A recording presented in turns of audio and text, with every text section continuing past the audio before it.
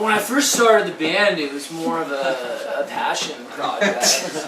You really see it going? I saw it more of like more as a color than anything. We felt that out of control, and when you're living through somebody else's soul. Can you just start out by introducing yourself and telling us your plans for Thanksgiving? Ooh. Okay. I'm Sam. Oh man. Edit that out. We've been having a We got a drum. We're doing an interview. We'll be right back. I'm Sam, and I'll probably do nothing special for Thanksgiving. I may entertain like 6 or 7 different families that I don't know at my house. You should put like an ad on Craigslist. Yeah, Thanksgiving free Thanksgiving dinner. All you have to do is just come to my creepy house and do money. Remember that story, like the stone soup? You should do that. Like, you can free dinner, but you gotta bring corn. We gotta bring bread. Then you like make the dinner with everything that they brought. Oh, sounds like a terrible idea. Then I have to make dinner. I think that's called a potluck.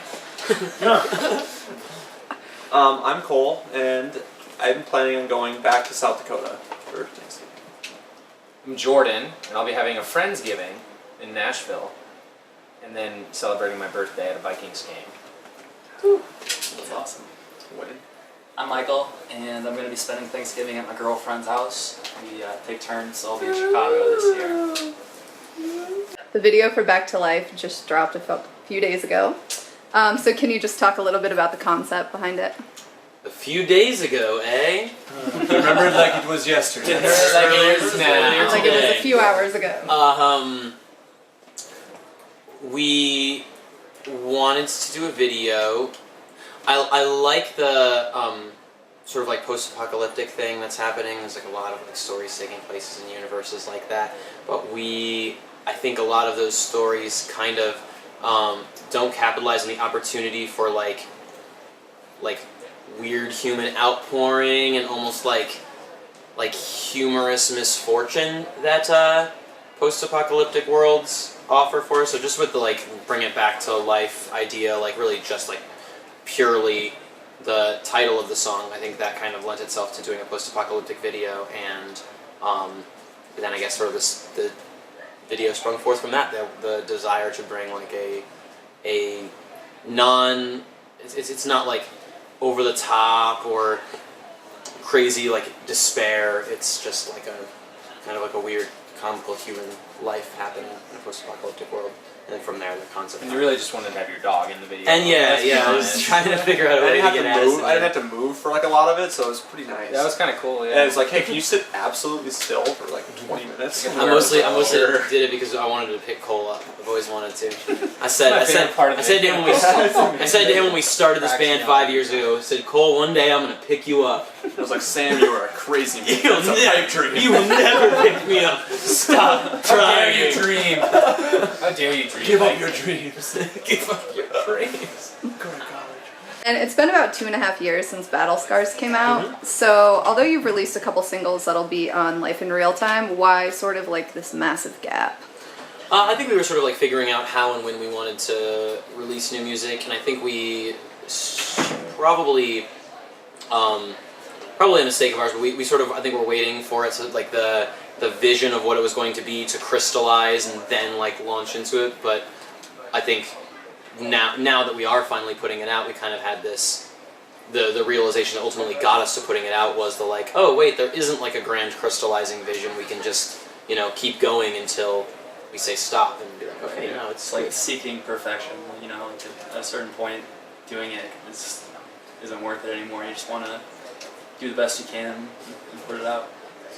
So this album may not be good, but it's the best we can. Is what Guns is saying. So it's not really a concept album. It's just kind of we did all this stuff and put it all together. I think we sort of have like falsely slaved into this idea that there needs to be some like singular, unique, uniting like vibe that connects all of the songs, and that's not how it has to be. We have written like 40 songs that we've loved over the last 2.5 years during that massive gap, and we were just mostly sick of not putting them out. Yeah. For sure. Your fans seem to have very, very strong connections to specific songs like Sanctuary and Battle Scars. I'm convinced Who We Were With is about my actual life, which is terrifying.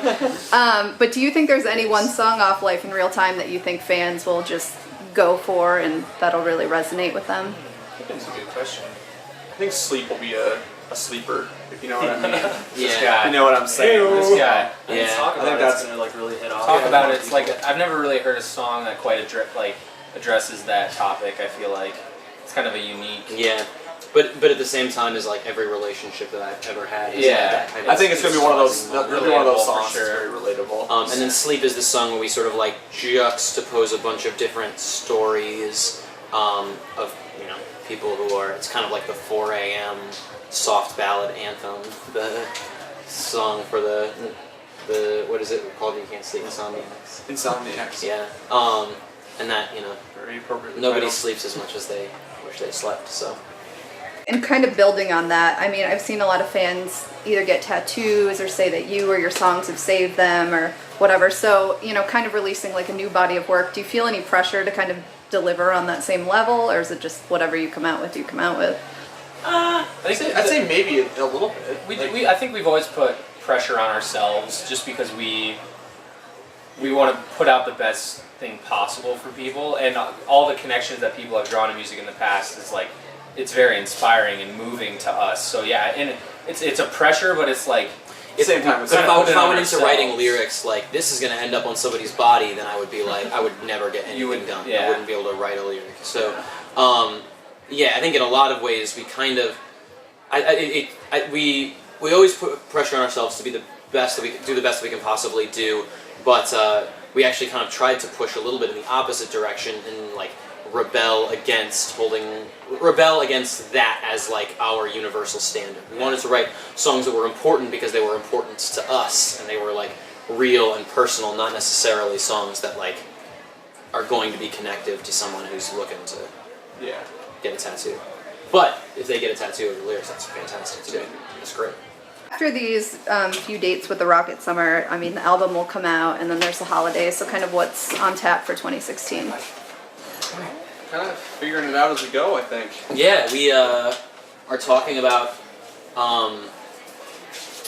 starting off in January with like 3 writing and recording weeks all together at a cabin in Arkansas. So that's like our fun. now that we're putting this new 2016. music out, Yeah. we got the bug a little bit. Like we don't want to stop. Like you mentioned the gap earlier, especially like to a point now where we're able to do a lot of things ourselves. So it's like kind of speeds up the process a little bit. And so now, yeah, once the new album's out, certainly we want to like give it its fair play and promote it and push it as much as we can. But we're already kind of like, all right, let's Yeah. keep creating. And we don't want like another 2.5 year gap. Yeah. And there's certainly, I mean, I think we will tour, but we just don't really know what it is yet, and we kind of want to let watching the release of the album sort of guide that, see where. So it makes the most sense. And is there anything in particular that you definitely want to make sure fans know about the album? It's a labor of love. Labor of It love. It's a labor of love. A lot of it are kind of ourselves. A lot of it wasn't like a one general producer. I think it was kind of like all of us working together. So it's kind of it's more us than any other album put out, which is cool. I think it's kind of a cool step in the right direction for us. Yeah. Hey, we're Paradise Fears. And you're watching Never. Sometimes TV. Goodbye. I've got you to believe.